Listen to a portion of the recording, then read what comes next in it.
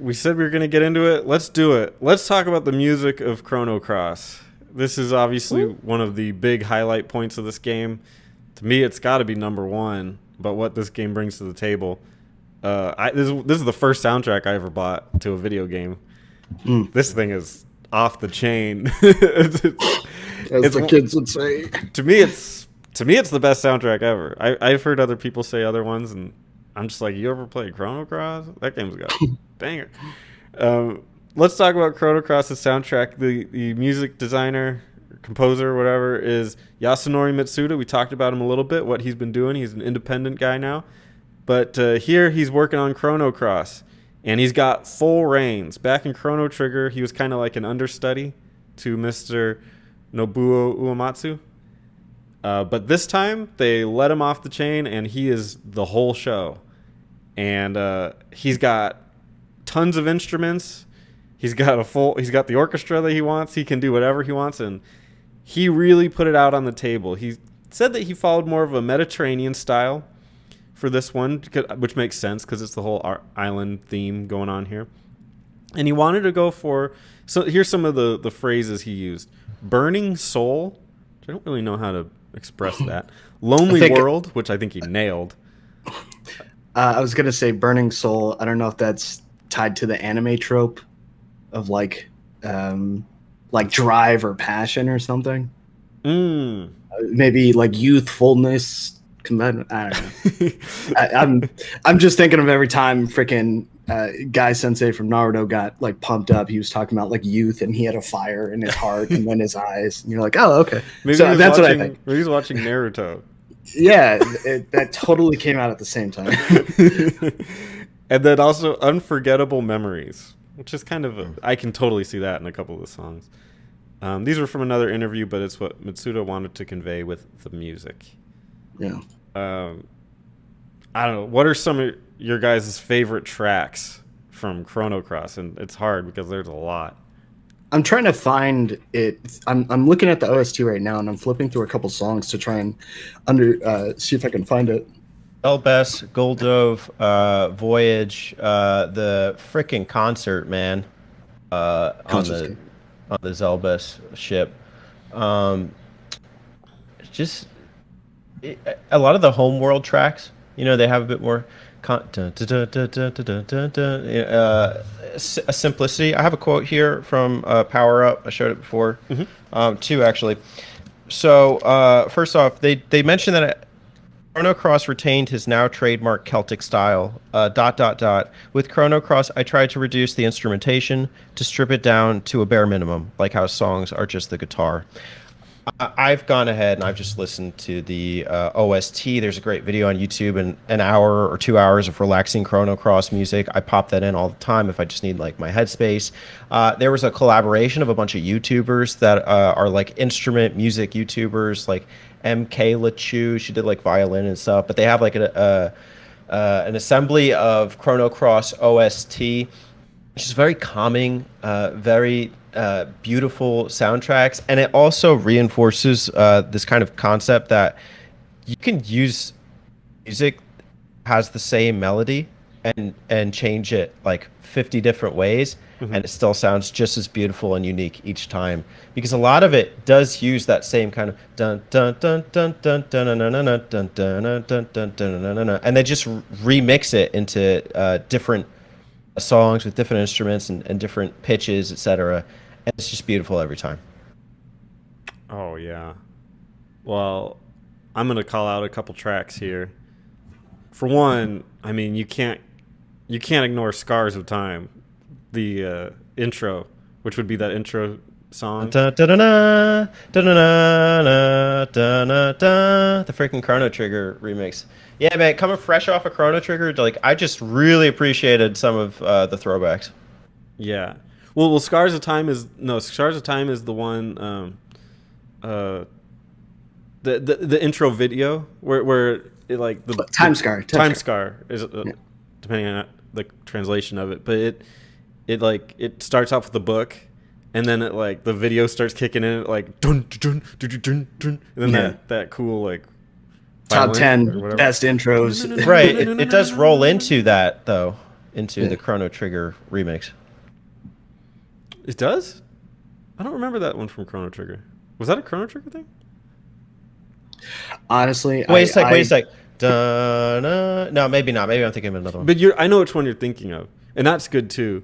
But this one's a complete original, and it's like freaking. I used to get off the school bus, and I would run home to this song because it was just so freaking pumping. Like it was amazing. But my favorite is called, and I'm looking at just the Wikipedia name, so some of the names might be different, but it's A Narrow Space Between Dimensions, or I called it Dimensional Vortex or something. It's when you switch bodies and you end up in that other weird world. There's just like a little guitar riff playing. And that song is so good. It's one of the only video game songs I ever learned how to play on guitar because it is just so good. It kind of reminds me of like a Christmas song. Mm-hmm. Like, oh, Christmas tree, oh, Christmas tree. It's oddly close to that, but it's really, really freaking good.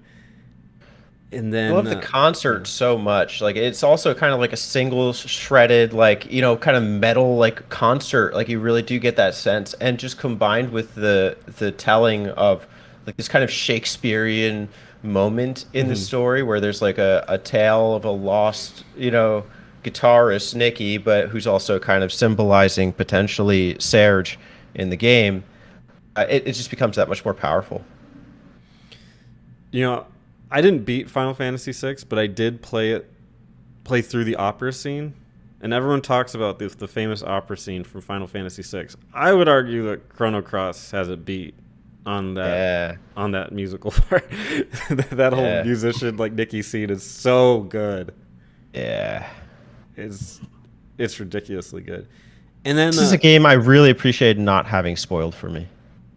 Excellent. Like Final Fantasies, I feel like you can't go into 7 authentically now. That's true. You can if you're a kid nowadays. I couldn't.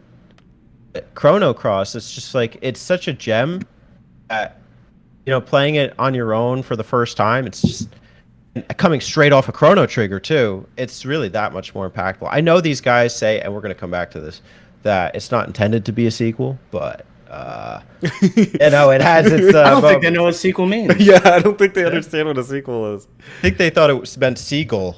It's not a seagull; it's a video game. Yeah. Oh, okay, cool. Speaking of seagulls, I was gonna say Zelbez.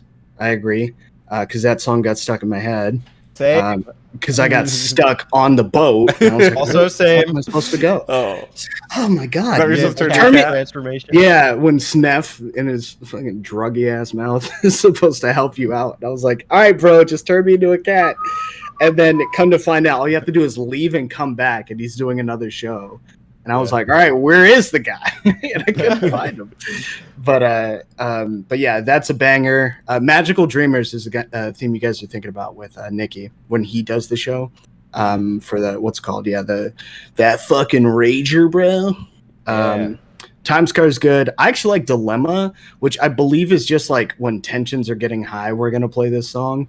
I think both Termina themes to me are really good. Because I feel like you go into Termina, regardless of the drama that's happening. I mean, hey, we're under occupation of poor, and they're like, but we're gonna drop a banger, and I'm just like, why is it so festive still? Why does it still sound like this place is great? I can't. There's one more. I can't think of it though. But yeah, like for the most part, like how often do you play a game, especially nowadays? How often do you play? Okay, Doom is a good example of a game you can play and really like a lot of the soundtrack. But how often does that happen? Where you like more than one or two? Okay, released relatively currently. 11. Final Fantasy 11? Yeah, it's great. No, Dragon Quest 11. Yeah, I like Final Fantasy 11 too. It's good. Jesus. Justin. I actually disagree with Teddy. I'm not a big Dragon Quest music guy. Like, I like some of the tracks, but I don't think it's as legendary. I would choose Persona 5. I think that's coming from the guy who bought me Dragon Quest CDs. Well, he bought them for you, not him. Yeah, I think Persona 5 was the last game where I was like, holy shit, this game has like a musical signature to it, where it's like this game identifies itself by this amazing music that it has. Well, SMTs in general, I would put the 4 soundtrack on. A lot of them do come prepackaged with CDs. I think a lot of them. This is a trend. I think even of that era is like, and in Japan it's supposedly a lot bigger. This idea of like the music of the game getting its own recognition. At least 20 years ago. I don't know about nowadays. But I don't know where I was going with that. But I think my thing is too, it's beautiful. In game, the soundtrack, I love it. I listen to it out of game. One way that it pales is in I personally think in the combat theme, it just is pale by comparison to the rest of the game. And because it's reused so often, it becomes stale. I'm just so used to like that jarring sound effect of every time you go into battle. And I'm like, you guys just killed the vibe. Yeah, it's kind of weird when you realize they don't really have boss music all that often. Yeah, it's usually just carried over. If there's like an epic boss, it's just kind of carried over from the music that's currently playing or something. Oh, yeah, the final boss has like no music. It's just like the sound of the ocean. Let's be quiet. Don't fuck it up. Kind of what it is. There's so many good tracks on here. I mean, God, like the Girl Who Stole the Stars. One really epic boss though that I do think has a banger. Yeah, the Girl Who Stole the Stars. What is it? I'm just trying to name some before we move on. Feel free to jump on any. The ones I have saved to my hard drive, and I do have the alternate ones, which I think is kind of like a beautiful thing too. Like JD was mentioning with the 2 Terminus, I have the 2 Voyages. They both have distinct kind of sounds. Radical Dreamers, Optimism, Home Galdove version, Dream Watch of Time. I think Dancing, is it Tokage, which is which I wasn't even thinking about, but when you're going for the Komodo dragons. Like, that's just such a, I don't know, it's kind of hard to explain. It's more of it's a good starting area song.